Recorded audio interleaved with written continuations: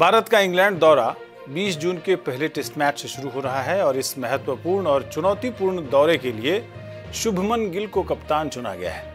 ऐसे में क्रिकेट के फैंस शुभमन गिल की तुलना विराट कोहली से करने लगे हैं। सवाल है कि क्या ऐसा करना आज के समय में सही लगेगा? बेशक सही नहीं लगेगा, लेकिन अगर हम 2014 में महेंद्र सिंह धोनी के टेस्ट क्रिकेट से अचानक संन्यास लेने के बाद विराट कोहली को मिली टेस्ट टीम की कप्तानी से तुलना करेंगे तो मामला थोड़ा अलग नजर आएगा। आज गिल की कप्तानी पर करेंगे बात। ये है आवाज द वॉइस और आप देखना शुरू कर चुके हैं द मंजीत ठाकुर शो।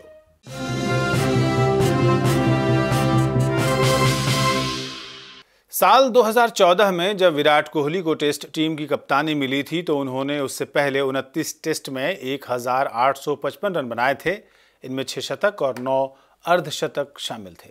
कोहली का औसत 39.4646 का था और उनकी उम्र थी सिर्फ 26 साल। शुभमन गिल जब 20 जून को हेडिंग्ले में भारत की ओर से मैदान में टॉस करने के लिए आएंगे तो उनकी उम्र होगी 25 साल और 285 दिन। कप्तानी के मामले में शुभमन गिल टाइगर पटौदी, सचिन तेंदुलकर, कपिल देव और रवि शास्त्री के बाद 5वें सबसे युवा खिलाड़ी होंगे। गिल अब तक 32 टेस्ट मैच खेल चुके हैं और उन्होंने 1893 रन बनाए हैं। इस दौरान उन्होंने 5 शतक और 7 अर्धशतक लगाए हैं। गिल का औसत 35.05 का है। साल 2011 के बाद विराट कोहली ने वनडे क्रिकेट में दबदबा बनाया, लेकिन टेस्ट की कप्तानी ने कोहली को दिग्गज बनाने में अहम भूमिका अदा की। कोहली ने खुद को सबसे सफल कप्तान के रूप में स्थापित किया।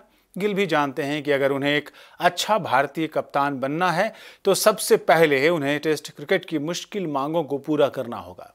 गिल के पास समय है क्योंकि अभी उनकी उम्र कम है। ऐसा ही कोहली के पक्ष में 2014 में था।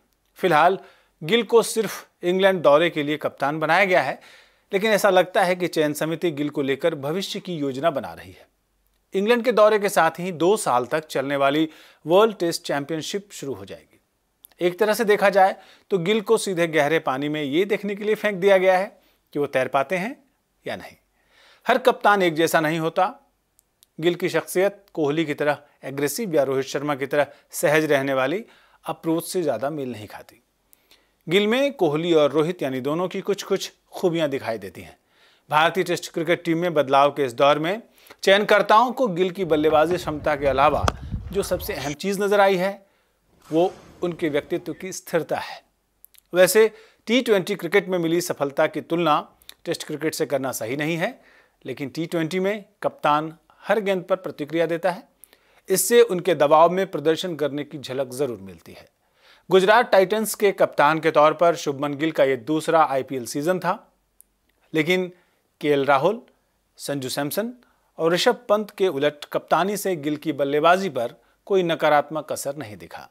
इस साल गिल ने अपनी टीम यानी गुजरात टाइटंस पर सिर्फ कंट्रोल ही नहीं बनाए रखा, बल्कि जीत और हार दोनों परिस्थितियों में संयम और समझदारी दिखाई। अब अगर गिल की तुलना हार्दिक पांड्या या सूर्य कुमार यादव से की जाए तो एक बात साफ हो जाती है कि पांड्या या सूर्या का स्थान टेस्ट टीम में तो बनता ही नहीं है। ऐसे में गिल की क्रिकेट के सबसे कठिन फॉर्मेट यानी टेस्ट क्रिकेट में असली परीक्षा शुरू होने वाली है। IPL में अपनी सफलता के बावजूद शुभमन गिल एक ऐसे क्रिकेटर की तरह लगते हैं जो किसी पुराने दौर से, पुराने ज़माने से आए हैं। उनके चेहरे पर न तो लंबी दाढ़ी है, ना कलाई या बाह में कोई टैटू है। टैटू होंगे भी तो दिखते नहीं हैं। पिछले बॉर्डर गावस्कर सीरीज़ में गिल ने 5 में सिर्फ 3 टेस्ट खेले। जब रोहित शर्मा ने सिडनी टेस्ट, जो कि आखिरी टेस्ट था, उसमें बाहर रहने का फैसला किया तो गिल को प्लेइंग 11 में वापसी का मौका मिला। गिल अंतिम टेस्ट की दोनों पारियों में बहुत जल्दी ही आउट हो गए। गिल को टेस्ट कप्तान बनाना किसी खिलाड़ी का करियर ही नहीं बल्कि भारतीय क्रिकेट की दिशा भी बदलने वाला फैसला साबित हो सकता है। लेकिन जानकारों का मानना है कि गिल को पहले खुद को बल्लेबाज के तौर पर स्थापित करना होगा और चोट के बावजूद कप्तान के तौर पर उन्हें अब अपने पैर जमाने के लिए कम से कम 10 पारियां खेलनी होगी और अच्छी पारियां खेलनी होगी। वैसे हम सबको पता है कि इंग्लैंड में गिल के आंकड़े खराब हैं। 6 पारियों में उन्होंने 14.66 की औसत से सिर्फ 88 रन बनाए हैं। इंग्लैंड में KL राहुल ने 18 पारियों में 34.11 की औसत से 614 रन बनाए हैं। इसमें शतक और 1 अर्धशतक शामिल है। वहीं उप कप्तान ऋषभ पंत ने 15 पारियों में 34.06 की औसत से 511 रन बनाए हैं। पंत ने इस दौरान 2 शतक और 2 अर्धशतक लगाए हैं। इन दोनों के अलावा किसी अन्य बल्लेबाज को इंग्लैंड में कोई टेस्ट अनुभव या सफलता नहीं मिली है। इसलिए स्वाभाविक रूप से भारत के प्रशंसक थोड़े चिंतित होंगे। लेकिन शुभमन और भारत के पक्ष में 2 अच्छी चीजें हैं। शुभमन अपने करियर के उस स्टेज में हैं जब बाहरी मांग और दबाव बल्लेबाजों को आगे बढ़ने के लिए और अपने खेल को बेहतर बनाने के लिए प्रेरित करते हैं, जैसा कि कोहली के लिए हुआ था। फिलहाल गिल 2014 वाले कोहली की तरह ही सिर्फ एक फॉर्मेट के कप्तान हैं। दूसरी चीज कि इंग्लैंड भी तेज गेंदबाजी के महान खिलाड़ियों जिमी एंडरसन और स्टुअर्ट ब्रॉड के संन्यास के बाद अपनी गेंदबाजी में बदलाव के दौर से गुजर रहा है। गिल की शुरुआती सीरीज में सबसे अहम बात होगी कोच गौतम गंभीर के साथ उनका तालमेल। गिल को बांग्लादेश, न्यूजीलैंड और ऑस्ट्रेलिया के खिलाफ सीरीज में गंभीर के मैनेजमेंट और फैसले लेने के तरीकों को देखने का मौका मिला है।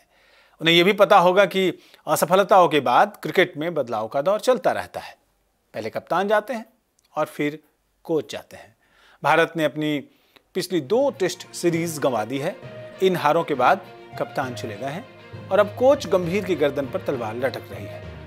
फिलहाल शुभमन गिल के पास कप्तानी में खुद को साबित करने के लिए यह मौका अच्छा है। हम सबको इंतजार है 20 जून का हेडिंग्ले का।